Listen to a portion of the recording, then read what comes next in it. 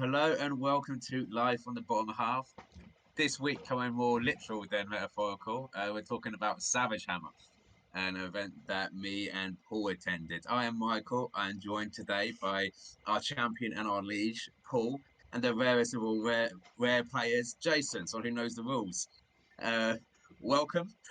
I hope you're looking forward to talking about the tournament and our successes in quotes there.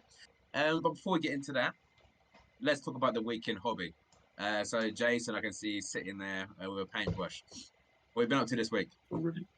Painting ready for my next tournament, the London GT. And I'm painting what's normal for me, quite low meta army. We're going to be playing one of my favourite armies, which is IDK. Beautiful. Nice. That's one of the latest models. So Got yeah. your seashells there as well. Oh yeah. Finally, after years, tiny little seashells all over the bases that works just really well. Something a little bit different. While fine them that small. Yeah, that's me basically. Just all my life is dedicated to painting IDK at the minute. Eels, sharks, all sorts. Excellent. And Paul, what's the weekend hobby look like for you? This week I have mostly been looking at list teching, as you'll come to hear from Savage Hammer and everything. And also another one I went to recently, with my Gits list. I just need to kind of pull out a few things, add a few things. So it has been purely list teching for me on the Git side. No painting, not just yet. I have potentially got a couple of trolls I need to be doing. But other than that, though, it's purely just trying to find something that may actually work for my Gits. So, yeah. Excellent. As you have both had to deal with, I've done a lot of teching for Slaanesh, but I don't have a Slaanesh army. And trying to pin up the holes in my Skaven list. We'll get into it when we talk about a tournament, but it took a lot of trial stuff. That went as well as you can imagine. Trial goes when you go to a tournament with Warhammer stuff. Anyway, so thank you both. Thanks for being here as well. So today we're talking about Savage Hammer. Savage Hammer is a organisation based in the Midlands and kind of East Anglia, depending on where you fall on Bedford. They are predominantly 40k, but they have 1 days for AOS, and they also do a doubles tournament for them as well. So if you're looking for a 1-day event, they're in a place called Higham Ferris. It's a sleepy little village in Northamptonshire. Kind of sleepy little village. That doesn't like being called a sleepy little village, but that's what it is when you get there. The doubles, however, is at Bedford International Athletic Stadium. I mean, It's a bit of a change, isn't it? When the last London GT was at the cycling, the velodrome, and my mum and her partner are both into cycling. So when I messaged them saying, "Hey, I'm at the velodrome," they were so disappointed when they found out it was a Warhammer. I hadn't got a bike. But yeah, if you're looking for big names on your CV, Bedford International Centre, International Athletic Stadium, fantastic. So Savage Hammer are, at least as far as I know, a relatively well-known quantity. Host these tournaments. They got their podcast, Let's Talk Warhammer, which anywhere you can get a podcast, you can find them. I do think they're linked to the Age of Chumps team as well. Because that's their logo appears everywhere on their stuff. And they're a Rushden Gaming Club. So if you're in Northamptonshire, obviously we play at Northants Wargamers. Age of Chumps in Rushden as well. And they have a Discord. Important for what we're talking about today, they do have another tournament coming up. That's on the 5th of November. And that is a 1-day on a Sunday. They took a vote last time if we'd all be happy to do Sunday. And yeah, everyone said yes, because any excuse. It is honestly a really great tournament. If you're looking at your first tournament and you're looking at like just a 1-day, I don't think anyone else could recommend them enough. The food's great as well. So it was good actually. It was nice. I remember. It was good. I think when we get to these tournaments, it's always that little bit of excitement. It's like, who's my first opponent? What's the map? What's the food? And they came through on the food. Can never argue with a burger at all. So all the way through. If you're obviously vegetarian, if you're into all that kind of stuff. So that's who Savage Hammer are. Great guys, great team. You're loads of fun. what wasn't so much fun necessarily for either of us was our experiences at that tournament. Now, we called this show live in the bottom half for that reason. Yeah. That's where we come from. So, Paul, I'll start with you. Tell me about your tournament. So my tournament. Do we want to go over the maps first of all, or do you want me to go over my opponents? What would you prefer, Michael? Let's talk about your just general experience as you go through. Yeah. What we're gonna do, actually, I'll say now is we'll go through our experiences and then we'll go deep into the maps themselves about how we thought they'd play. It's a new GHB, so it's a good time to have those kind of conversations. So yeah, just a general how you found these, the people you played. Yeah, no, of course. So my experience was a profound one, I would say. I went in there with a list, Gloomspite Gits list, and I had removed Scragwell out of it. With the inclination that 230 points, is he actually worth his 230 points, and what could I get out of that? I'd also done a few adjustments to a previous list that I had run at Feuded Defense, and so this was really an opportunity just for me to use this one day to see if it was a viable list. It turned out that it needed more work. The actual experience itself was enlightening, to say the least. And I quickly learned what the Gits are capable of dealing with and what they're not capable of dealing with. And unfortunately, 3 out of 3 were not dealing with. Overall, my opponents were a great laugh. I had to face off against an Oryx list and 2 Ogre lists. Now, the Oryx were a big one, but they came body hard. We weren't talking any pigs or anything like that. It was like 3 units of 10 Orc brutes. So that's like 30 wounds on a 4-up save, I believe, standard. And in addition to that, he had the complement of heroes behind him, including what's his name? The anti-magic person at the moment. Gobsprak, that's it. Oh, what a place he's in at the moment. Yeah, to be honest, if he isn't going into auto-include until the next points updates, I'll be surprised if he wasn't for any Auric player, because he's happy to control the magic on the board, or the anti-magic, should I say. And it led to successful for my opponent. He made one of my Gits wizards explode in an amazing fashion. It went off and killed him in one go for me trying to cast a spell. And you know what? It's that was the Oraclist pretty much. And then the Ogres, they were kind of 2 slightly different ones. One was towards the more manly beastie, more manly meaty side. So lots of gluttons.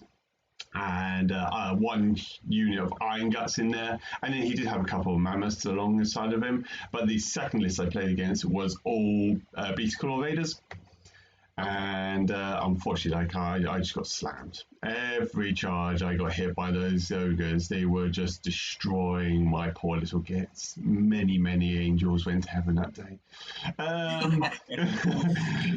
So yeah, overall though, it was a good experience. But I've certainly come away with some alterations I'm doing to my list now, and I'm going to be dropping a few things. I don't know if you wanted me to go into detail on that, Michael, or if you want me to just kind of leave it at that. Yeah, please. Well, what basically, change you're making, and what was it that kind of made you think so that was great on paper, bad on tabletop? No, so on paper, with Scragwort coming out, that gave me 230 points extra. I bought in Greencrack and his Loon Court. I had expectations of how I could use him. He has a special rule called I Dub Thee, which at the start of the combat phase, he can choose a friendly unit within 3 inches of himself, and they get to fight on death. So, straightforward enough and everything like that. From my previous list from Feuding Defense, I also had a Web Spinner Shaman in there, which did very little. So I took him out, and I actually had the points to bring in a Loon Boss. And with his all-out attack, it means that 6 is to do mortals, 6 is to wound, do mortals. And so I had this kind of combination of like, if I have the Loon Boss and I have Greencrack, release my Fanatics, and then they can have some devastating effects on them. What I came to find out though was actually to get those synergies off, particularly Greencrack, was really hard. And I think out of my 3 games, I only managed to do it once. So 220 points for Greencrack's Loon Court, I'm now in two minds about it, and I'm now looking at two other war bands that are available for the Gits. And on a similar note, I'm keeping the Loon Boss. I think he's very versatile. But ultimately, I've had to shift a few things around. And likewise with the Gits shooters, I've played them now for 8 matches, and they've done so little.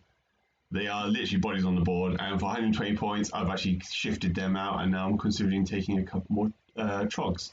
So Okay, yeah, it's been there's going to be a change up in my list, but it was promising. That's what I liked about this one day event. And I think it's something that I would comfortably advertise out to anyone who wants to do it. Is take those experimental lists these one days, give them a try, because ultimately, if it doesn't work, it's only 3 matches. So yeah, that's my thoughts on it, really. yeah. I think you're right. I think this is what one days are for. Predominantly is take the stuff that you don't want to go to a 5-match event with a list that doesn't work, because you'll just ruin your fun if all the things planned will never happen. And we've all had that, where it's like a match one, you realise, I am in trouble here. Yes. At least with one day you can get through. Jason, you spent quite a time with Paul, helping him tech out this list. Was there anything that kind of surprised you when we came back, tails firmly under our legs? Was there anything that really stood out to you as like surprising to hear it didn't work? When I fought Paul's list before, it's always been fairly strong. Always has been. I don't struggle with it. I was playing OBR at the time, but it was always tough. I was going to ask Paul this a second ago, but Scragrot, I feel like for 230 points is still worth it. I don't know how you feel now, but I don't. In my mind, I don't know why the list doesn't work. I think it's just more practice with the list, getting the bubbles, getting everything working correctly, positioning your models in certain positions. Yeah, I completely agree with you. And I think, like you say, it's just practicing on the board and getting those units in the right place at the right time. Don't get me wrong, I've done that with my Trog Boss and his Fellwaters. They did a whole lot more this time round than they had done at Food and Defense. And the Trog Boss was without doubt my MVP of the day. He was just leading the force and not dying at all. So much to the frustrations of my opponents. But yes, you're absolutely right. I think it's a bit like Skaven. If all your buffs and synergies go off, you're going to have a lovely day. If you kind of screw something up, or in my case, if you can't roll a 3 on 2 dice twice over when you do the reroll, then you know you're going to have a bad day. And that did happen to me on that week, on the Savage Hammer weekend. I had a 3-inch charge with my Fanatics, rolled a double 1, did a reroll, rolled a double 1, and that's with extra, separate dice. I changed the dice and rolled it again. It was not meant to be. It was not meant to be. Happened to you before many times. Yeah, it happens. I'm just cursed. But yeah, I would honestly say that from my experience, it's definitely like Skaven. If it goes off, you're having a fantastic time. But if not, then you're going to struggle a little bit, I think. Yeah, absolutely. And on that side, I took my Skaven. I was the same as you. I took this as a opportunity to try some things out. With other lists, they went 3-2 at Fuel on Defense. And I was like, I don't want to take that to a one dayer because I roughly know how that kind of works. So what I brought in was giant rats. So the synergy there is with Hoarfrost. You can give them. The plan is you give them Death Frenzy and minus and ones to wounds. So basically, you can get down to ones to hit. So 2s, 3s, -2, 1 damage. With Death Frenzy, peaking 72 attacks. So it's a big Nice. in anti-magic meta even, the Hell Pit Abomination has a 4 spelling law and is nasty into hordes. So they're the 2 things I brought in, and I took my priests out and I brought Graciers in, because Graciers have this fantastic rule that when you roll your first, if you have 3 of them, when you roll your first run, you can apply that run across your whole army. So I had a casual game the week before with Bean, who we'll talk about briefly. I rolled a 6, so everyone's running 6 when you're doing the battle tag, because we are in I believe a cavalry meta because the speed is for so many tactics important. If I rolled an 11-inch charge in my first one, everyone's charging 11. That's two easy battle tactics. So you can pick the ones you want to go with. It's really, really good. So that was the idea of the list, was to have Graces, help it. I kept my plague sensor bearers, but I had them acoustic, so no support from plague priests. Now, it is a test tournament, and we failed that test. Turns out there was, in my first game with Zinch, I'll talk about my opponents shortly.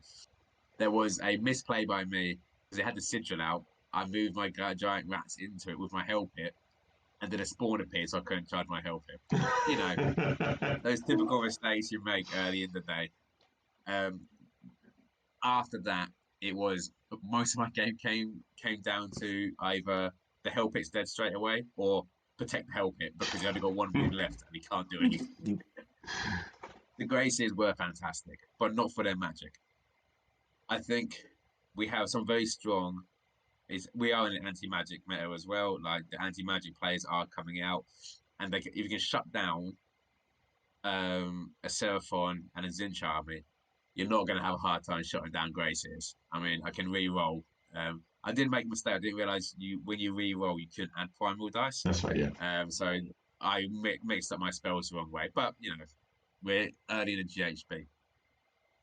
But the list itself, on paper, all my defeats came down to, well, more or less came down to the last turn or the late game. On the table, I was pretty much outplayed. The Zinch player played first. Ralph Hughes. I did not. Every time someone's ever spoke to me about Zinch, they talk about the Zangors are pointless. I disagree. Running and charging with a Hoarfrost, they are terrifying. The world's angriest birds running 18 inches. Well, and getting into you is not anything to joke about. And the Enlightened. The next guy was OBR, Noel Myriad, John Bracken. Possibly the coolest name I've ever heard in my life. But I had an OBR list with Noel Myriad. So obviously a lot of spelling law there. And then I finished with one of our own Rusty Nukes, James Linford. It ended up being a point difference in the result. I do think he was probably kinder to me when we were talking out the rest of the game. Than he needed to be. Not that he be kind, that's the rule. So I think that result doesn't really talk about the game so much. But when we talk about the map, we talk about that because that's a really interesting map.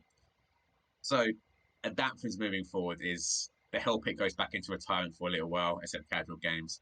The Giant Rats go into retirement full stop and move back towards the Feud on the Fen list. Skabbik's Plague Pack is out now and it's phenomenal. So that is coming in and Clan Rats are coming out. So more adjustments, but I had a great time. I really enjoyed playing the army. I love playing Skaven.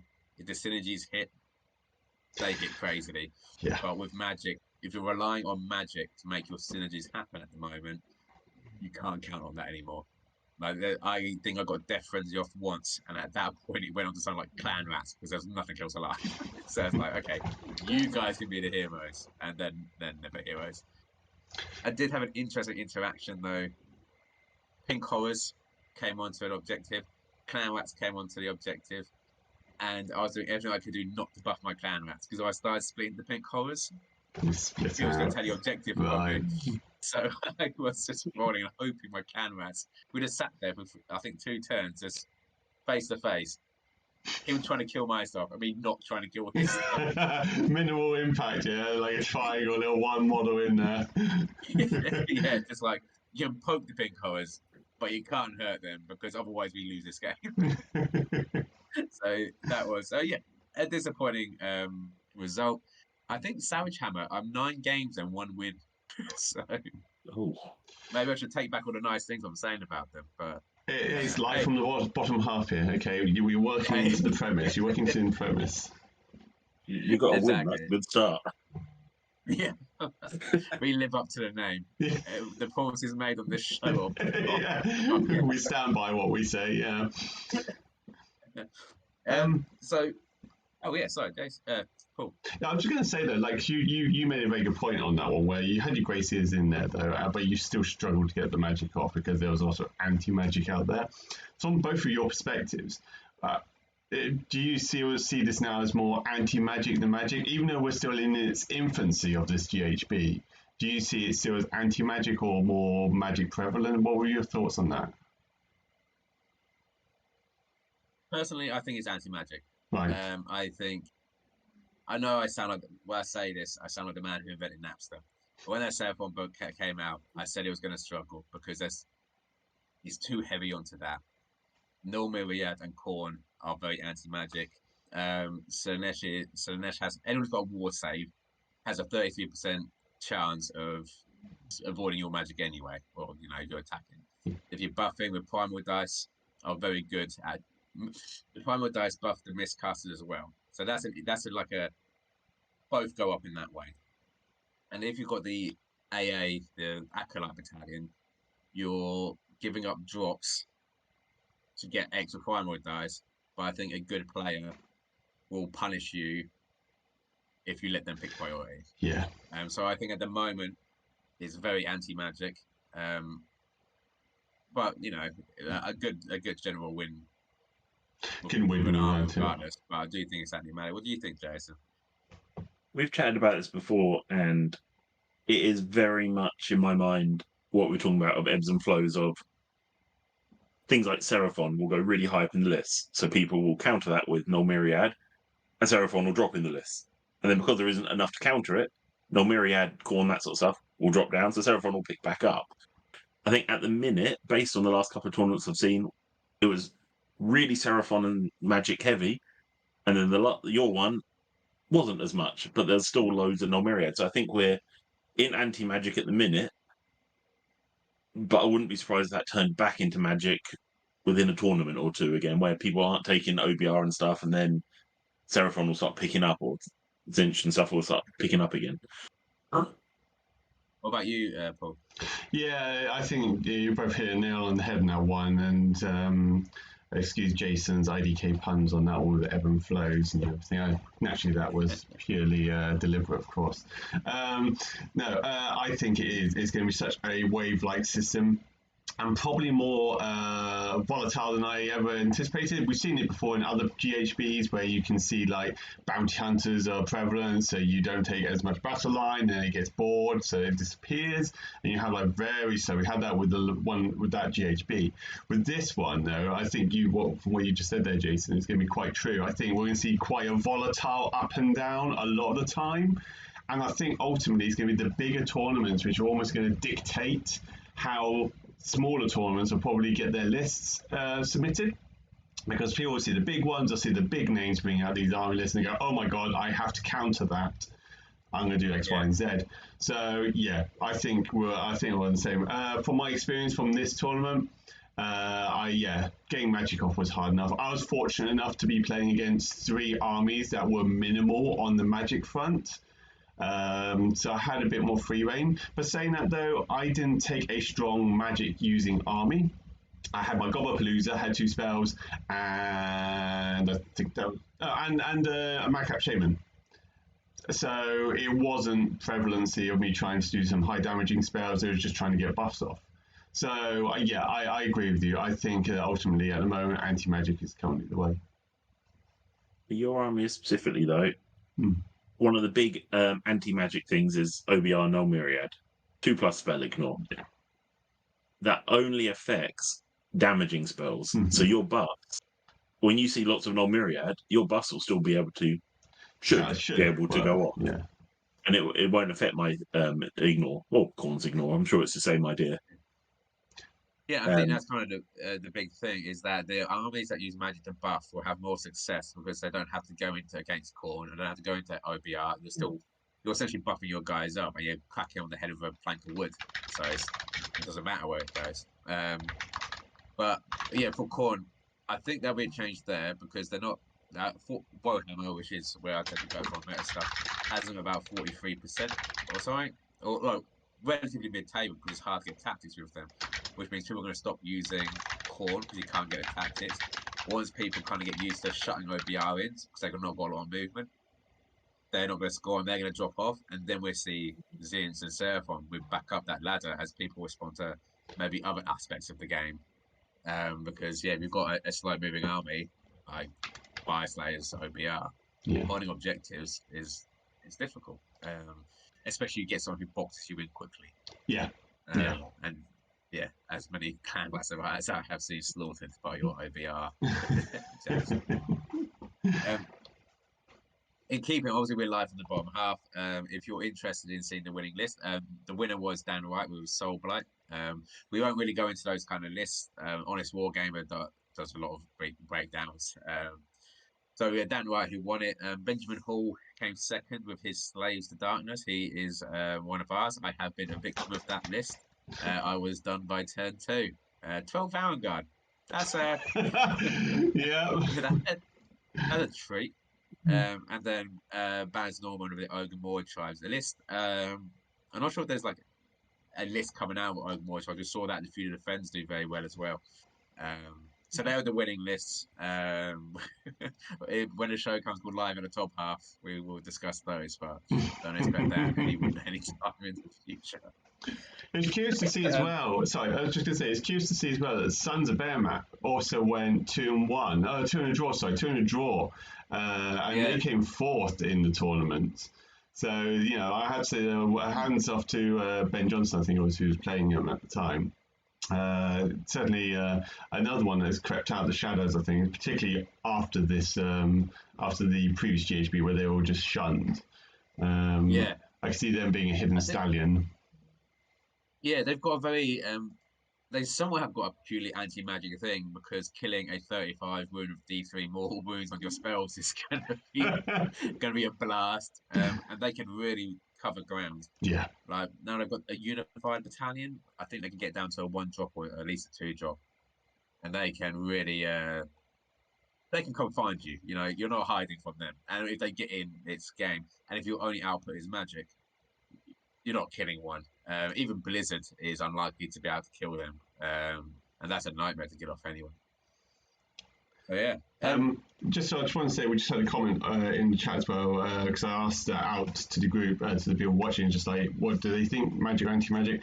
And they're kind of saying that at the moment, if you're greater than magic, then this is definitely your GHB. But if you're average at it, then kind of don't bother.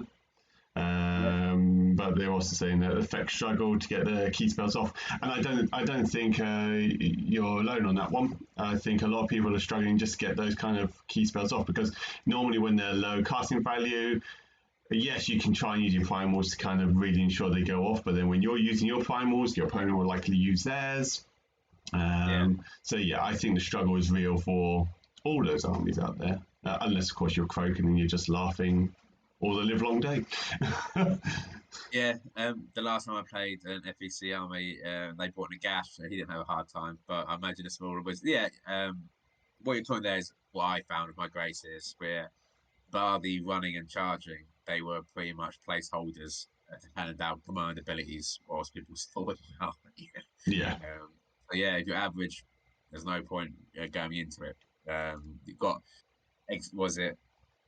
focus on your strengths, exaggerate the positives, hide the negatives. If you're a good casting army, go for it. But if you're average, don't bother. It'll be harder for you. Yeah, absolutely. So we kind of touched on something before. The idea of this show is obviously focusing on people like ourselves who are more casual. 1-day events, great events, love them. They're so, as I say, you can use them with a test list. They can fit in with schedule. What is that your approach with it as well, Paul? Are 1-day events testing grounds for your stuff? Yeah, so it has been for Blissby. Like, I've done a couple of them now, and the one thing I found that this past one is my first one where I've actually taken a purely experimental list and to see how it played out before the London Grand Tournament. And prior to this, though, I've taken lists that I thought were my set lists. I think depending on how much experience you've had with your army, depends on how you may want to approach a 1-day event. For example, previous tournaments, I've taken my Fire Slayers.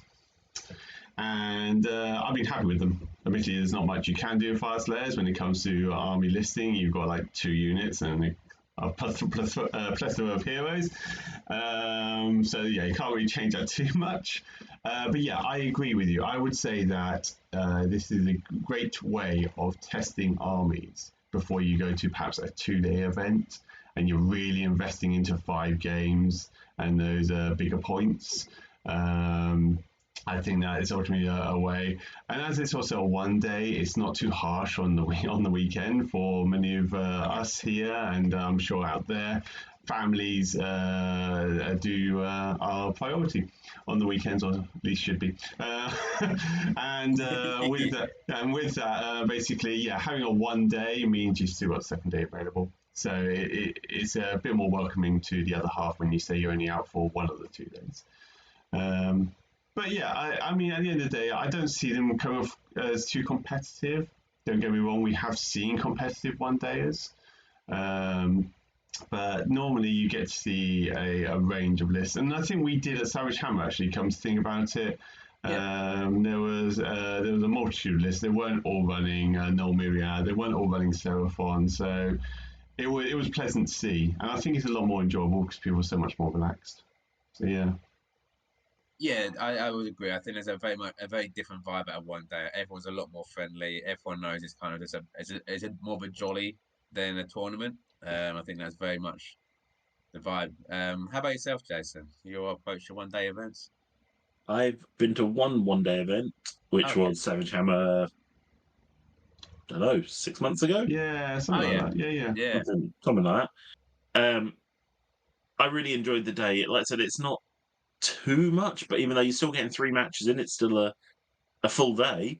It's not too much. I didn't take an experimental list, but if I was to go to one now, I probably would. Just something maybe a little bit different. Not sure exactly what, but something a little bit different to try something out.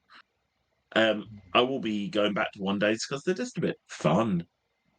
Yeah. Like you're saying, I even just going to one, I can see that it's less serious, more fun. Even though you do get serious players there, still Yeah. proper list going there. It's still just a bit of a laugh sort of thing. And if I don't win anything, which is fairly normal, oh well. Yeah. I think that's a big thing. I think the reason is a lot of the big metas, not the metas, that's the wrong word I'm using. The ones that do the stats and stuff, they look at 5-dayers. So they're the ones like Honest Wargame only looks at 5-dayers. Warhammer only looks at 5-dayers. 5 days, 5 matches, 5 days of killer. 2 days. Yeah. Be live on the mental home. So, so I think a lot of players, because that pressure's off, and I am someone who cares about my stats. Like I want to have a good record. Last season I was trying to push my corn through. This one I want to get it. So if I'm going to a 5-dayer, my list building changes quite drastically. It's like, no, I want 80 clan mats. Right, because I know I need 80 clan mats if I'm going to get anything out of this. I know I want a lot more wound output. The 1-dayer, so Savage Ham, I've been to 3 of them so far. It's very different. It's sort of like, well, what could work? What will work? And I think the competitive players have that opportunity as well to try stuff out. A lot of the competitive players play multiple armies. They want to, earn into a GHB. How does this work on the map?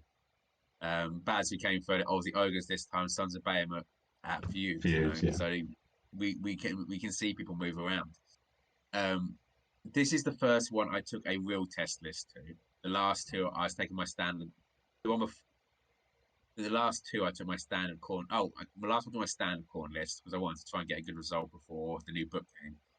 And the one before that, I took a competitive Skaven list, which was all about mortal wound. And if you know anything about a Skaven, how bad my list was, I had Storm Vermin in it, and they just, if you ever see, they're just terrible. But I thought, I get Curse, Skaven Brew, that's like 2,000 mortal wounds, and it wasn't. It was a 110 point shot immediately. And with Danquil, who walked up a side of a map and then 14 IDK sharks ran across, killed him. Was like, okay, so this doesn't work. So this was the first time I took a really experimental list. And although like I spoke to my gut runners at night runners out kind of my linchpin of my Skaven armies. it's just a really good opportunity to try that, and the pressure's off. And everyone, I think everyone feels that, so you get a very different vibe. If I was to say my first tournament was the London Open, and I would think I'd recommend to people to do a one day at first, because meet people, talk to people. The first game you have at a GT is going to be people looking for their first win and wanting to see how there's less sort of like, hey, how's it going? How's your weekend been? And more like, tell me about your army. I want to know what I'm dealing with down here. So yeah, I'd really recommend that. Before we move on to the events pack, any other thoughts on one-day events? No, I generally see them more friendly, without a shadow of doubt. I know that with 2-day events, I don't want to scare like new players off or your average player who may be watching this and everything. 2-day events are just as good.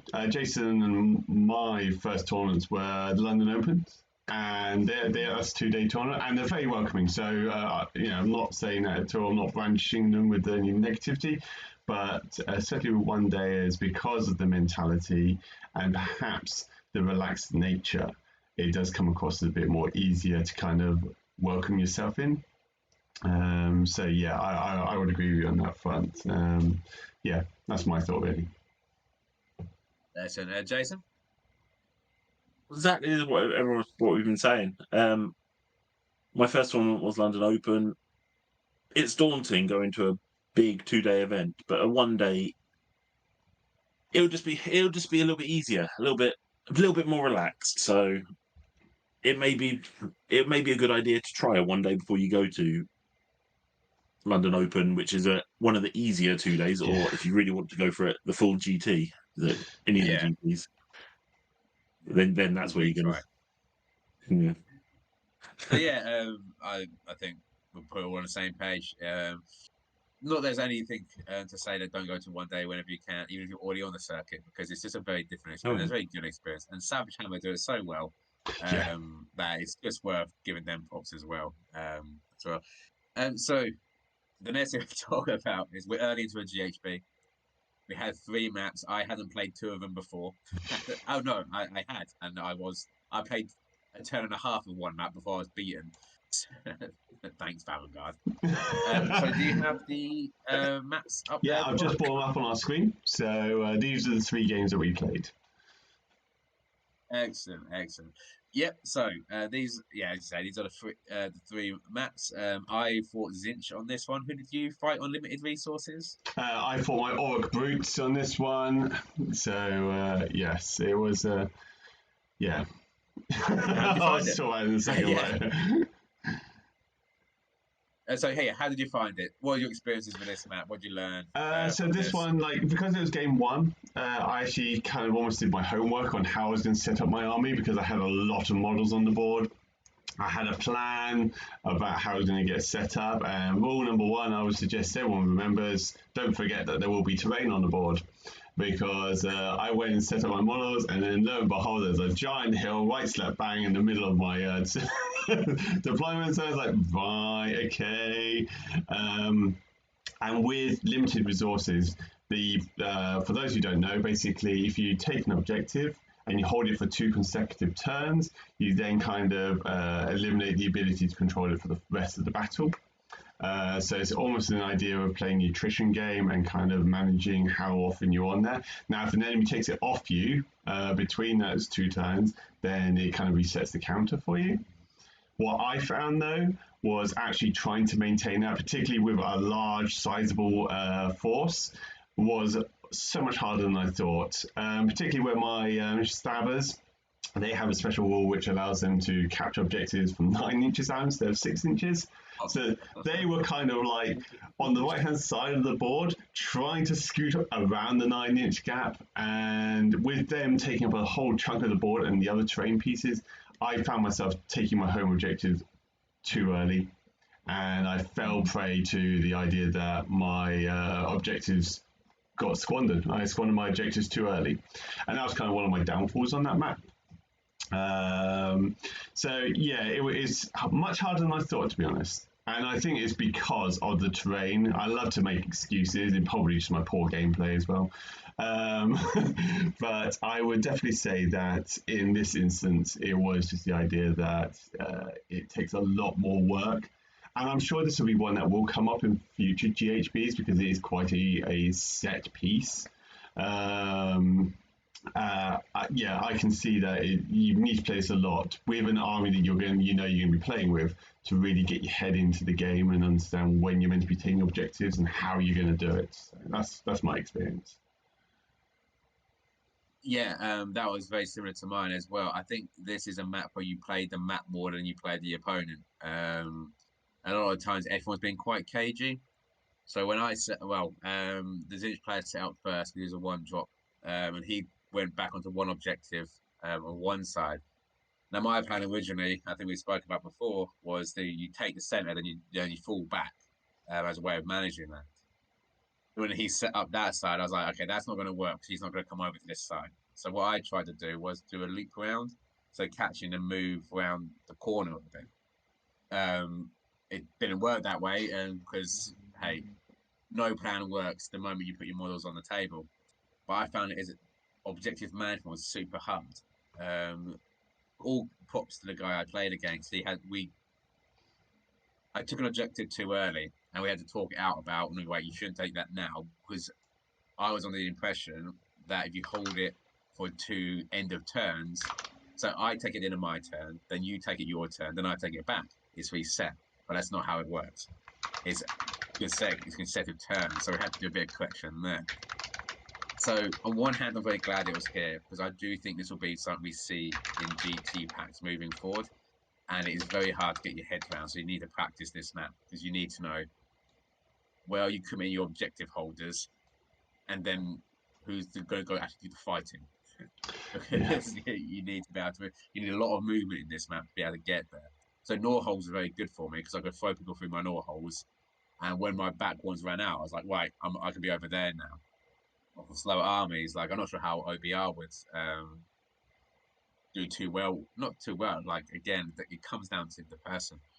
But it's just a very difficult map to manage, and it was so.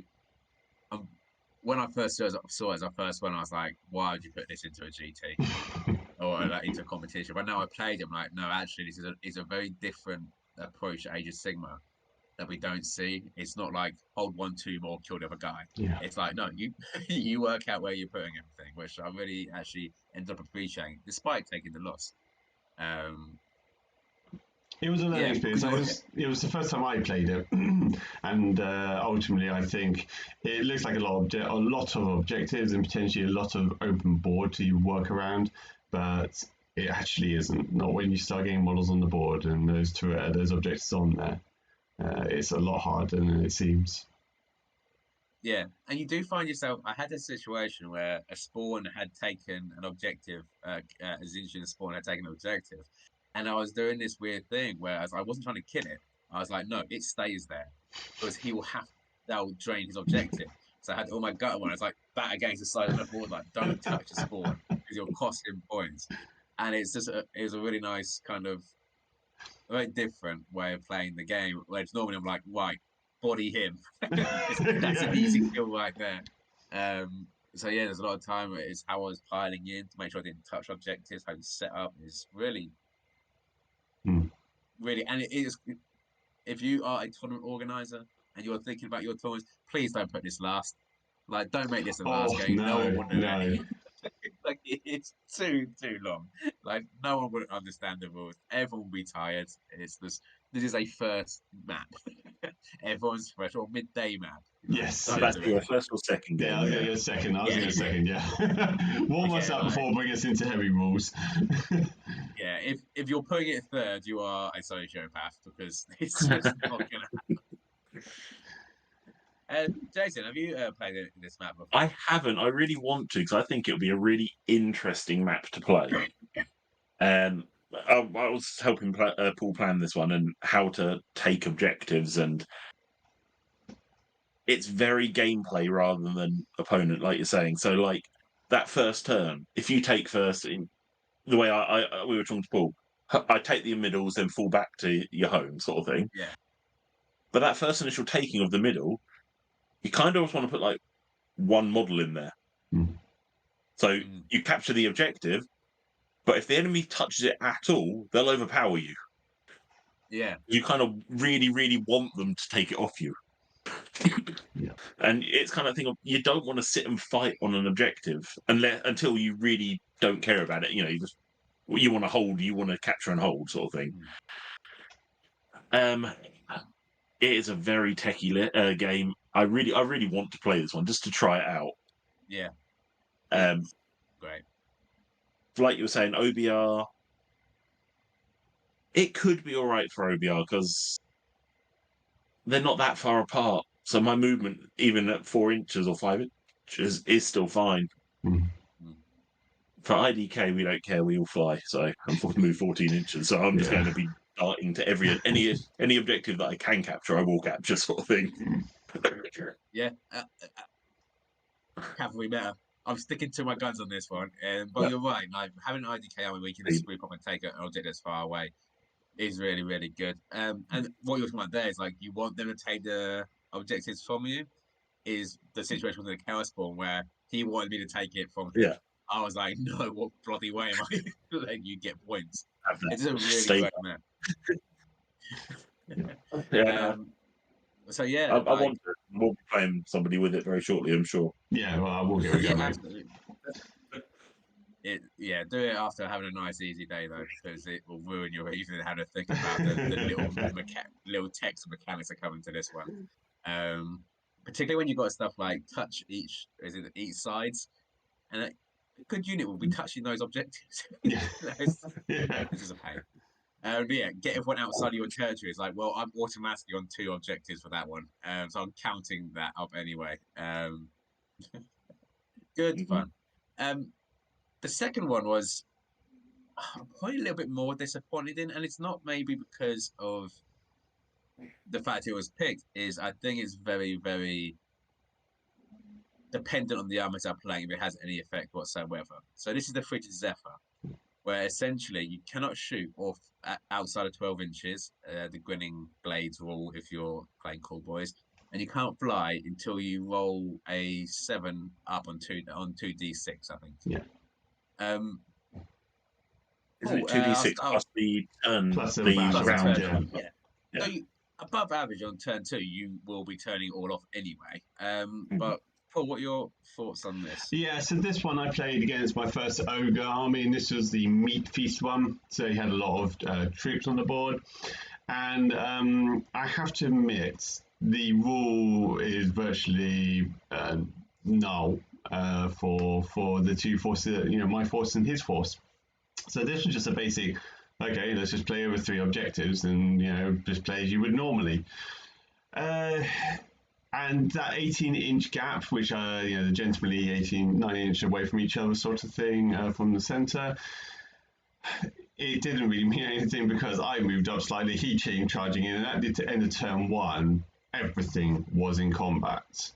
And we just played 5 rounds of who can beat each other up the fastest. So, to be honest, this one... It's good, but it really is army dependent on whether or not you're going to have a bad day or an average day. I don't really think you're going to go in there, and even if you're going against like Lumineth or KO and you're the opponent, the person who's playing against them, even then I don't really think you're going to go too much of like, yes, I'm in for this one, because ultimately the gap between the 2 opponents is so small that 12-inch gap can easily be covered, the 12-inch block. So ultimately, I was a little disappointed on the battle plan. That's nothing to say about Savage Hammer choosing it, and far from it. It's just the battle plan in its general setup and everything, because ultimately you are just playing who can hold the objectives better. That's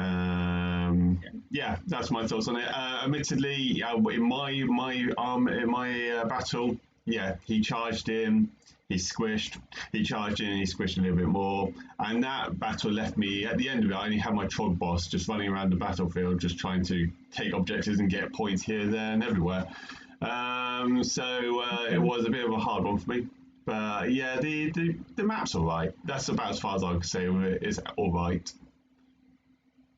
Yeah, I'm completely with you on this one. I think it's a badly designed map by GW. 12 inches that disappears pretty much in round two is not that why everyone cover that gap. Like even if I'm taking my Giselles, it's not long before people are within 12 inches because everyone has to rush to the center. Now, if you wanted to have objectives wider or further back, I can see why that would be an interesting map. You have to cover 30 inches to get to their objectives for whatever reason, and you can't shoot out at 12. Is all of a sudden shooting armies are now thinking, all right, who's got the knuckle dusters? Because can't use your weapons. We just got to go in and fight. And it's very hard to balance that. But here, obviously, I took a non-shooting army. I took OBR. The rule did not interact with us at all, and that's a shame because all armies should feel that they can play with the map's rules or it has some impact on them. And no, rats don't fly. OBR don't fly. In this case, OBR made a first turn charge with a Mortis Guard and killed almost everything in the center. And it's like, right. Right. And then it's just an objective game. It's I will hold 1-2 more. And I've got no issue with us having maps where it's just 1-2 more, there's no rules. Like if the objectives are set out correctly, or not correctly, or appropriately, you can have a great map with that. But this one, and it's nothing on Savage Hammer choosing it. They don't know who's turning up. But I didn't see. Was there one KO army? That was it. Yes, it was. Yeah. And I just, yeah, Yeah, just I think if they change the deployment zone, so it's like across the two tops as opposed to quarters, I think it'll make a big difference on the shooting. Because you're no longer talking like a minimum 18, you're talking 22 at a minimum. And yes, you may have an objective in each of your territories, partially in. But I think it'll be more versatile. It'll work better towards the map as opposed to having just two quarters because it just meant nothing, like you said. No, if you had the 22, if you're shooting army, you have to get within that 12. It means you have to really put your army at risk. You have to be running up that board, not doing anything, and then take in a whole range of shooting. And then you can do your stuff. Yeah. Which for a lot of armies, armies like OBR, Khorne, Coalesce, Starbomb, they want you to do that. It's like, yeah, let's see if you can shoot all my 2-up saves off the table, and then I'll have a go. Then there we go. And we've actually had a comment as well coming in just saying that on his, he was actually there. This is Jonathan. He actually said that the second mission is very army dependent, like we have said. Helped in his game though, he was actually against ogre cannons. So I expect though in that instance, if they have the artillery pieces, normally the artillery pieces you want to keep further back, and in this kind of one, it kind of forces you to be closer up, allowing more combaty armies to get in there. So I can definitely see the pro to that perhaps if you're facing against an artillery-based army. I can understand that definitely. Yeah, absolutely. My cold's really kicking in at the moment, so sorry if I'm just sniffling away. You can't catch it over. We can't hear it, mate. We can't hear it. You're fine. I'm not very technological. So Limited Reach was fantastic. Zephyr, as Jonathan brings out, and we said, is very army dependent, and I don't think that makes for a good a good tournament map because you're not interacting with it. Jason, have you played on this map? I haven't. I'm kind of scared for this map. OBR would love this map. Yeah. Not a lot of movement. Sit on objective. Dumb. Pretty much. Yeah. That's what happened to me. Yeah. IDK. Not the shooting. Shooting, like we say, when you get within 12 easy sort of thing. It's the no fly thing for me at the minute. Oh yeah. Every single one of my army units fly. I'm taking sort of my new list, and that's kind of one of the big inputs on my list. Things like IDK, KO. I know KO shooting as well, but the not ability to fly means we've actually got to work around terrain where we've never had to before. So I think feel like that's the less spoken about rule, but probably actually just as, if not more important than no shooting within 12. I think you're right. Actually, yeah. Because I would hate to move this many sharks and stuff and everything like that around terrain. It would do my head in. No, And actually, yeah. getting into high tide and stuff when strike first, well, I should be killing. Instead of just picking up and going, it's there now, I'm now going to go around it and figure out all distances and all this stuff. It just makes the army a lot more complicated. And I think that, yeah, I'm a I certainly bit haven't nervous about thought. that one. I haven't thought about it like that, to be honest. My full force on thinking of that one is just around the shooting. But actually, yeah, perhaps the flying aspect is probably more profound over the shooting restriction. Yeah, that makes a lot of sense, actually. Yeah. Yeah. I grew up in East Anglia. So when I went to Northampton the first time, when I saw my first hill, I was like, "What on earth is that?" The ground is going up. I imagine that's how your IDK feel. Proper like, what do you mean we can't just go over that? It's like, no, it's like, you gotta go round, man. It's like, but yeah, I think you actually touched something really important there, is that a lot of armies rely on their movement. Nighthorn, KO. Mhm. If someone thought in their madness built a pterodactyl army for the Seraphon, there's actually quite a lot there, so that'd be interesting to see. Yeah. Yeah, all right. Yeah, I do still think it suffers when they're not all armies interact with it, and that is a massive bonus if you fought my Skaven and now you can't go over a mountain. That's like, "Ugh, I know you have to hit my clan rats, and everything important is behind them. It causes Hmm. difficulties. So okay, yeah, I will be laughing when that storm goes and suddenly you see my units going from just sort of nearest the front line, just going, oh, just Yeah. like, now I'm gone. yeah, Bye. killing all the heroes. uh, and yeah, and the last one is one of my favorite maps. I really enjoy this one, and I say that as someone who struggles with this one because of my army selection. Geomatic Pulse. So this is the one you are. I think they call it a Dawn of War setup, where you're in the back quarters. 4 objectives. Round 2, whoever goes second picks the objective. Essentially, become the pulse, and it travels across the map. It is worth 2 points. The adjacent ones are worth 1 point. So the scoring is a little bit off. Well, not a little bit off, but it's a little bit different to what we normally expect. So it is hold 1, hold an adjacent one, and 2 points for hold the pulse, I think. And then your Hold battle any tactics. adjacent one. Any adjacent one. Yeah, so say you've got the pulse in one of the middle ones, there's an adjacent one either side, so if you control both those, it's technically 2 extra points. Oh, yeah, sorry, yeah. So you can get the first round, you get 3 points with your battle tactic at the absolute most. The 2 middle rounds, you can get 7 points at the absolute most if you hold it. Before I talk about how wonderful, how much I love struggling with this map, I'll come to you first, Jason. Have you played the Pulse before? Yep. Played this one for Feud. Played it with OBR. I did exactly what I should be doing, which is basically, in my mind, my tactic was to hold the middle 2 objectives. Because even if you don't hold the pulse first turn, you're buffing that zone of, I get 1 point, then the next turn I get 3 points, and then the next turn I get 3 points. You know what I mean? It builds it up. It's all about board control on this one. You need models on the board, and OBR great, don't die that easily. But effectively, I had like 6 models in a unit. Something small just walks onto that, and you go, I've got to now either kill you or basically ignore this one and go to a different one. It's all about numbers, this one. Just holding those objectives for certain turns, being clever about it as well. You don't need to control the entire board. No.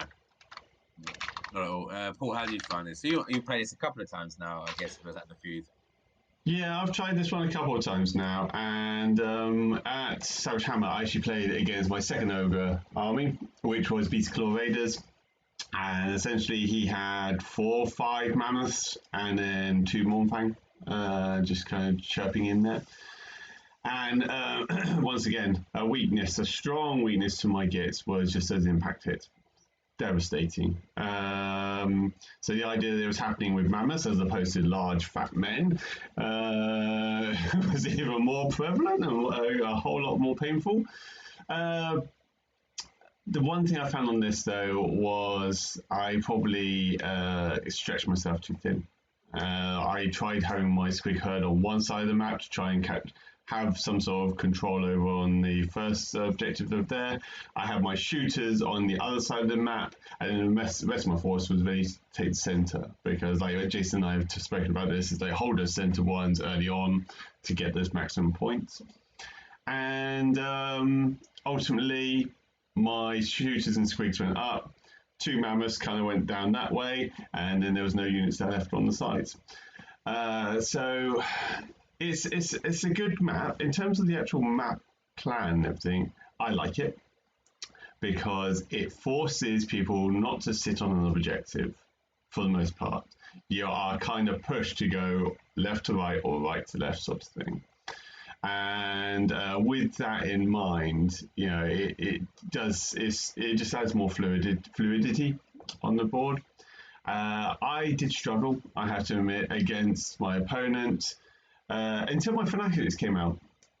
And that's when there's kind of like 2 mammoths were in against this unit. They eventually killed the unit, outsprang 10 Fanatics, did lots and lots of wounds, and then 2 mammoths ran away. And then the Fanatics kind of followed after them. And then that's when I couldn't roll away 3 for charging. So when that happened, we actually had one of the TOs came over because of the noise I made. And he was like, "Is everything all right?" And I was like, "Yeah, we just had a game-defining moment here. If I had got my Fanatics in, it would have done something. But ultimately, now they're no longer there. He'll be able to charge me." And you know, then without impact hits, the Fanatics wouldn't be able to do anything. So yes, it's a good map overall. But I think once again, practice will make you a better player on this one, as you come to understand what you have to do with your force and how you're going to do it with your force. So yeah, that was my experience really. It was an interesting one.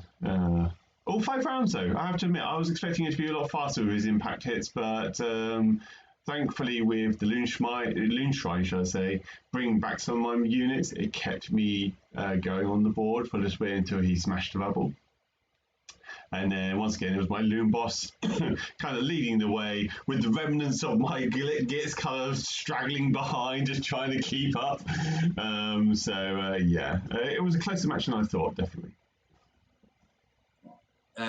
Yeah, I love this. I think that a lot of GW maps have something happen in the second round. Essentially, that's where the twist happens and it goes. I think this twist is really, really good because if you're going second, there's not always a good answer about where you can put the pulse. Like most of you give it to you where you're strongest, but then because you're going second, they know to rush up towards you and block you in. And that's what happened when I play Tzeentch. Looking at what Jonathan said there about Lumineth, casting up, they move up and you can keep scoring. And I didn't have enough to punch through Pink Collars at all. So I'm a massive fan of this. I struggle with it because I tend to score very well in the early ones and then my points drop off. And having that kind of dynamism on the score sheet, I think is very, very good. As you're trying to find ways of kind of getting your stuff around or catching that one. I sent, I think it must have been about 12, 15 giant rats through. I just needed to kill the Curseling with my 4 up, -2, and I did nothing. And then, of course, the Curseling killed all my kind of rats like it was a play date. So I like that. I really like there's a lot of fluidity in it. You have to get around. You have to have movement. Your IDK might really like this one because you can't cast up and you're I'm behind you. So yeah, you're right. For a long time, I thought, yeah, you control the second, but the armies I play, well, I suppose Khorne does, and don't have too much staying power. It's about how, I think it comes down to how flexible you make your castle, like to get up and hold those. And this was the one where I had my clan rats and the pink collars, just desperately trying not to hurt them, so they keep splitting and take the objective away from me. So yeah, I really, really like this map. Yeah. Very dynamic. It moves. I don't think there's if you go second and you just get rid of an objective, there's a right answer. You know which objective you're going to get rid of in those kind of maps. In this one, I think you still need to put quite a lot of thought into it. It's like, do I want to be chasing the objective, or do I want to put it there so I can go box them in? Yeah. Comes back over you. Yeah. Yeah, And that's if a you good have shout. like an OBR, your Mortis Guard, you could probably do that. There's not much movement. And you just got to hold those objectives and just hope you can fight it out. If I keep losing games on this map, I might change my mind on it. That's actually bullshit. We have actually had Jonathan as well comment in. He actually played Lumineth on this mission, and he said that they actually really castled up. So it kind of worked well towards him because he was keeping them hemmed in whilst the objectives were moving along. Admittedly, though, he has still had a very bloody game. With only a few models left over. But certainly to show that some forces may work better than others in this one, and particularly how you play with them. So Lumineth is a default that they may go to, particularly if they have Sentinels, is castling up. And if they get like full meta, so a lot of times Techless and Sentinels, and castling up and perhaps on this map may not necessarily work as a successful strategy. And they may have to diversify their plans on how to use their forces. So, yeah, interesting to hear that one actually. To be honest, because I haven't really thought about the idea of castling up with such a force may not work all the time. Yeah, so I think he played Tom. Aluminum. He's not a Tetris player. I think so that was I think it was the Nuke Civil War. Yeah, just give a shout out because I think anyone who wants to make a Lumineth list without tech list deserves props. Oh, I agree. Yeah, clap. Yeah. That's cool. For that, so they were the maps we had at Savage Hammer. So that kind of brings up the end towards our Savage Hammer chat. And as I say, like great guys, great gals. If you can get involved with them, it's fantastic. One day experiences are always very good.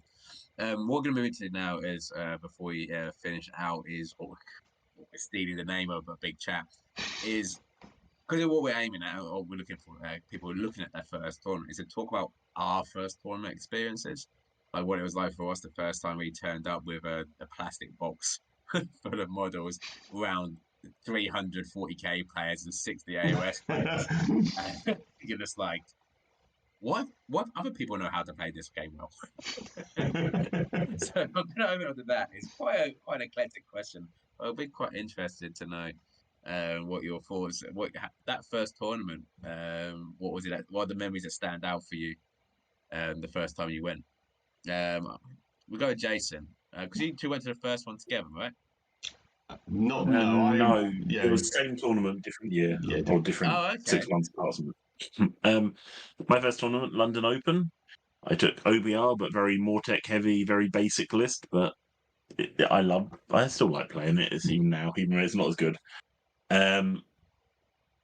Beforehand, lots of reading, trying to memorize rules, trying to memorize things, which I now know you don't have to know. Have the War Scroll cards with you. It's fine. It doesn't matter if you need to look at them. If you do, it's fine. Scary, very scary to start with. Luckily, the London Open was a smaller tournament. I think the year we went, there's probably about 30 AOS, maybe 60-ish 40Kers, something like that. Yeah, I think it was not as big, but still big enough that first tournament only played Paul and my other mate called James a bit. Very nerve-wracking. When the list came out, I looked at them, didn't really know what I was looking at that stage. And that's all down to experience. You just got to play it, see what works, see what you like, see what you don't like, learn the armies. First match I ever played was against his name was Kieran. I can't remember his surname. Slaves to Darkness. Slaves to Darkness? Yes. No, Legion of the First Prince. Okay. Be'lakor. Oh yeah. Oh god, that's a horrible first I went to play against. At the I'm not time, legal anymore. At the time, he was the third best Legion of the First Prince army in the country. Oh my god, lucky you. I am still very, very happy. It was not a whitewash, so people will understand what this is. But if you're new, you get a differential score from 0 to 20 on how sort of the score at the end. I think it was something like a 15-5. Oh, okay. So still a big loss. The 10-10's a draw, obviously. So still a big loss, but I got some points on the board against a player of that caliber. I was buzzing at that stage. And yeah, no, he was a really nice bloke because he knew I told him it was my first tournament, and he gives, if you're a nice player, you give a bit of leeway. You give a bit of advice as and when. You don't just go, well, you mucked up that. Oh, well, my turn. Try and give advice as you go along. Yeah. So that taught me a lot. And then, I wouldn't normally say this, but second match, I played our lovely Ben Anderson. That's my second match ever in a tournament scene, and he was playing Stormcast at that stage.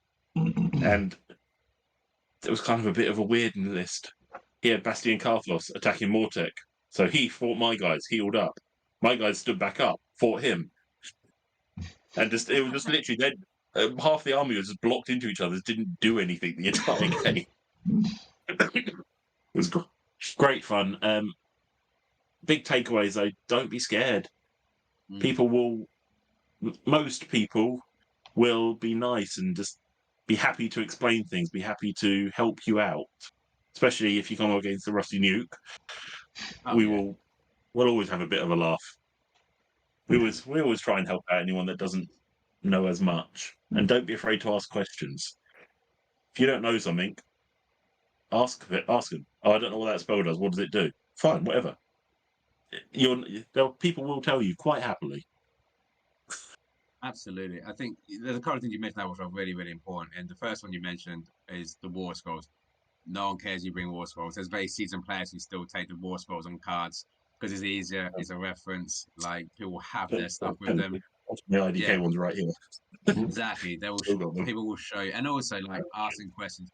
Like, whenever we have this conversation, I find in any sort of setting, we say, like, everyone's really nice most of the time. To reiterate, that most of the time it's so rare that you come across a player who's not like that. It's like it kills 99.9% of all bacteria. We can't say 100% because I have been very lucky that I've never really had a bad thing. But there are players who are what we call whack, win at all costs. That is a conversation for another time about how you kind of the best ways of approaching that sort of situation. But it is a 99.9% time. The person opposite you wants you to have a good time. They will tell you the rules. Like, it's very frowned upon to do gotchas. Is like it's very frowned upon. Whenever it says, like, they'll point and say, before you do that, just remember that this can do this to help you do it. Because there's no real victory in beating someone at their first tournament by lying to them or withholding information. And it's such a friendly community. I just want to get it there. And and as you're saying, ask questions. Anything else about your first tournament? Oh, sorry, Paul. No. Sorry, Jason. I didn't really have to speak to the TO that tournament, but if you do, don't worry about them. They're just nice people. At that tournament, it was Charlie, but I think Charlie's having a bit of a time off. But all the TOs are really quite nice and knowledgeable, so that they will come. If you need them, don't be worried to call them. Don't be worried to ask them questions. It may seem a bit scary, but they're just players. They're just people that play the game as well. So we all started somewhere. Yeah, absolutely. Cool. My first tournament was also a London Open. It was one before Jason came along with myself, and I went with my brother, who he was referring to, James. I took a Gloomspite Gitz army, and I'm sure you're probably saying, oh, well, then you'll do really well. But please wait, this was when Gloomspite Gitz book was old. And I was young and naive, and I thought, yay, why not? I want to play this army. So I took a pure Squigless, which nowadays is quite strong and powerful. Back in those days, not so much. But yeah, in London, and it's a daunting experience. I think, like you said, Mike, it's like when you walk into that area, you're just hit with so many 40k players, and you got your little avenue of just a small contingent of AOS players. And it's just daunting walking in. It's like, okay, where am I going? How am I doing this? And you think you have to be quite formal about it, because it's the word tournament suggests everyone is going to be like hairline trigger. They know what they're doing. There's no hilarity or fun on this one. We're playing to win, and anyone who loses is just out of the game. But as soon as you settle into it, it's not that bad. And like Jason said, my first tournament, actually, to be honest, my second tournament as well, I actually said to my opponents, like, look, fairly new to this tournament scene. If I do anything wrong, please do let me know. If I've misunderstood the rules, please highlight them to me, because to be honest, that's the way I learn, is like through working through my errors. And yeah, so my first opponent was actually another Gloomspite Gitz player, and I learned so many things from playing him about my army that I never even considered. And it helped me be a better player. I still lost, but it helped me be a better player in the grand scheme of things. And yeah, ultimately, it was just one of those surreal moments of when you get to that point where you want to go into a tournament environment, you kind of get yourself into a certain headspace of how you expect it to be, and then the reality does dawn a little bit, and then you kind of realize that actually you're just around other humans wanting to play Warhammer. Yeah. And the environment and the community I've come to discover through my time of playing tournaments is they're very approachable. You know, they are relaxed, and ultimately not everyone is out to, like you say, win at all costs. And there are people who actually appreciate and enjoy being on the middle or bottom tables, because they know come to the end of the weekend, if you're playing 2 days and 5 rounds, you want to be having a bit of a laugh come game 4 and 5. If you are up to the other end of the tables, then yeah, you are kind of really focusing on it, and you want to know all your rules, all your strategies, you have game plans in mind and everything like that. But yeah, for the first tournament, I found it daunting but welcoming, and like it was run by the same group. UKTC ran the London Open, they still do, and yeah, Charlie was running it, and he was very approachable. Like Jason said, I didn't really have to have the TOs come over to me in that tournament. Come to think about it, actually, I've had more TOs approach me in the latter games I have in my earlier days. I don't know if that's saying something about me, but yeah, I didn't have them approach me, but I did find, though, that when you do need to approach TO, don't be afraid. At the end of the day, everyone needs to have a rule clarification. You even see some of the big names still questioning the rules or inquiring about the rules. Likewise, if you have an opponent who tries to do something, don't be afraid to ask them, like, actually, could I read that? Could I look at that war scroll, please? Because the biggest thing about Warhammer, as has come up in Q&As a lot of time, is you have to read the words, and it can be easily misconstrued. So someone may think it does something, and you'd be very quick to go, actually, no, unfortunately, it doesn't work like that. So don't be afraid to question it. Be polite and sensible about it. And if you're still unsure, if you have a little bit of a moment where both of you can't agree, then bring TO over. Take it from a very neutral stance, just explain what's happened on the table to get to that point, and then give the question, let the TO decide. And ultimately, the biggest thing I would say is when the TO makes a decision, it's final. Accept it or don't, but whatever happens, don't argue it, because that's his job or her job as TO is to make that decision, and you just have to kind of work with what you've been told. So yeah, that's my experience. Is go in, enjoy it, and learn from it. Really, yeah. Yeah, absolutely. I think that's a very important one as well. Is that there will be times where you will feel hard done by because how rule has been clarified. That's just how it is. I mean, we don't know our armies. I've been corrected on my army. I was playing Corn for audio book and I was getting rules wrong. And I found out the last time I played them, I was like, oh, okay. That's just that's an area. They give us a book that thick for our rules. You're not going to know them. Yeah. But yeah, be respectful of the TO to make sure that if they say it, that's the ruling. Yeah, for mine it's actually the Birmingham Open. played you, Paul. You were also Yeah. the National Army. That's my first tournament. Thanks for the beating. I really appreciate it. Did I beat you? Yeah. I was 0-1-4. I drew a game, my last game, which kept me off the bottom. So I took Oh. Slaves of Darkness. I'd only played Ben and James at that point. And I was convinced, I was like, that's a block with 20 Chaos Warriors. That's a 3-up save. No one's getting through that. No, no one had a problem. My first match was IDK. The guy just was. He had managed to hurt his leg the day before, so he was in a lot of pain as he played, and not as much pain as I was in by the end of the game. But he walked through, and that's when I first came up that there's -3 rend in this game. I also found one of the big lessons is that if you bring a big centerpiece model, people know to kill it. Because I took an allied Bloodthirster and Be'lakor, which seems great on paper, but not so great on tabletop. So people need to target that down.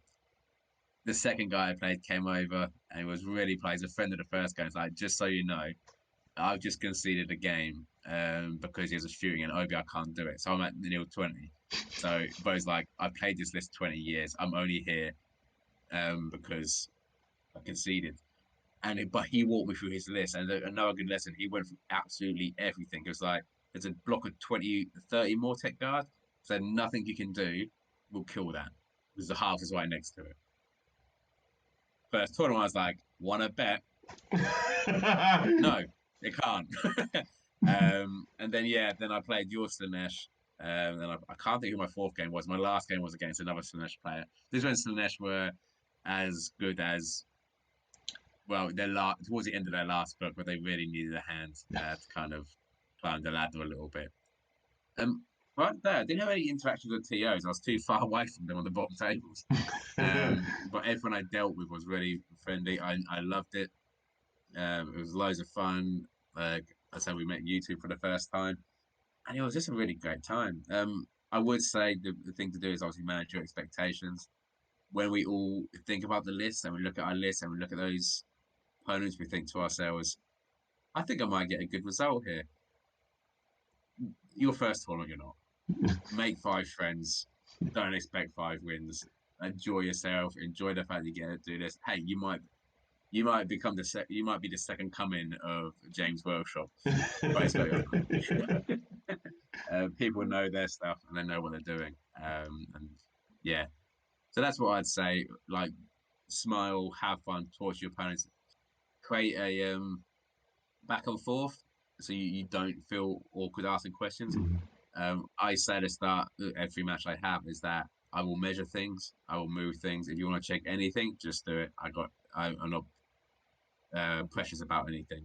Just say you lay that out first. Like, I don't mind you checking my stuff, and 9 times out of 10 they say, "Oh yeah, check mine as well," because that's how you ensure it's war dollies.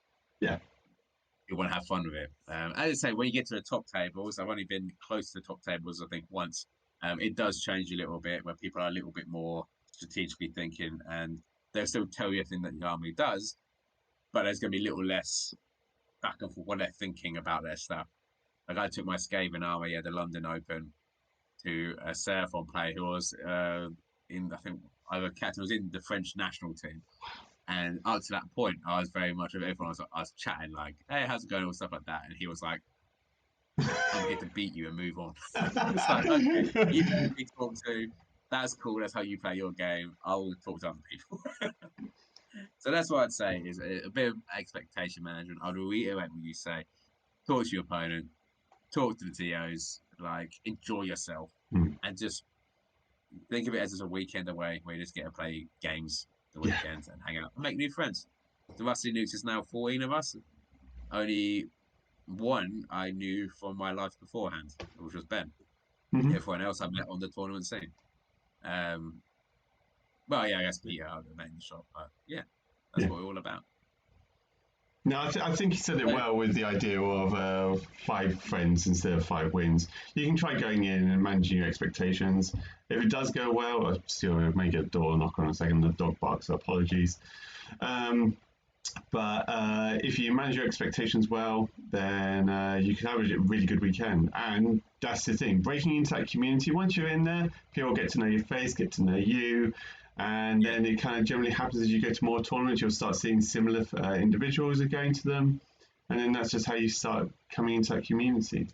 And yeah, it's just kind of like you said, Michael. Just enjoy the first experience, and then learn from your mistakes. And Ultimately, what you say there is exactly right. It's a community, and you'll become a member of that community, and you'll have friends there. You'll be able to go to a tournament after a year or so of playing, and you'll just know people there. Even if you go by yourself, we have people who go to tournaments by themselves, and they meet people because they know people there, Mm. and they end up having this a weekend hanging out. It's that kind of thing. With that, that brings us closer to the end of live from the bottom half, talking about Savage Hammer. Our next couple of tournaments coming up, we have the London GT, UKTC. Would always recommend that. It's always good fun. And Wohammer. I love Wohammer. These, if you don't know who Wohammer are, this is their second GT. They are the stats blog. So they do a lot of the meta and they list analysis on tournaments. It's Warhammer.com. Peter Holland runs it. Before we all say our goodbyes, though, any last words, Paul? not really. It's been a pleasure going to the Savage Hammer ones, and I would highly rate them. Give them a go if you want to get into the tournament scene. I can't. There's no real flaws from how they do it. And enjoy yourselves. And ultimately, from the tournament side of things, don't be scared to try it out. At the end of the day, everyone just wants to play the games, and that's the main thing. So go in, give it a go, and have fun. Definitely. Excellent. Jason, any last words? Nothing really apart from have fun. Like everyone says, have fun. It's always a good laugh, and get board time. Yeah. That's something Yes. I'm learning. Get your board time because that's what will help you. The losses will help you just as much as wins actually on a board, and go have a bit of a laugh. If you don't win, oh well. You've had a bit. You've used the army that you spent. I don't know how many hours actually painting, and actually just getting it on the table is just really nice. Absolutely. So there's nothing I can add that you two haven't had. Again, thank you to Savage Hammer for hosting the tournament. Thank you for answering our emails when we asked about the list reviews as well. That's very helpful. As we say, check them out. That's Savage Hammer Gaming on all major social media platforms: Twitch, I don't know, Twitter, YouTube. I don't know, social media. I don't So with that, walk on. Goodbye. See you all later. Yeah.